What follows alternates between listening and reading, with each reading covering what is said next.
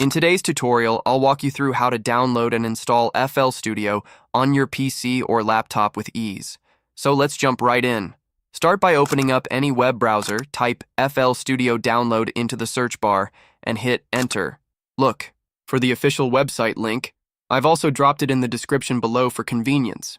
Once you're on the site, you'll notice download options for both Windows and Mac. Make sure to pick the version that matches your operating system. Click the download button and save the installer file to your device. Wait for the download to finish. It should only take a few moments.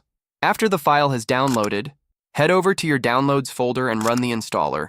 A setup window will appear. Simply follow the steps on screen. Click Next, agree to the terms and conditions, and then choose Install.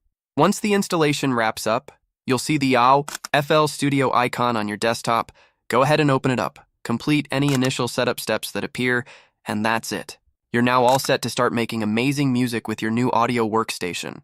If this video helped you out, please give it a thumbs up, subscribe for more tutorials, and share it with your friends.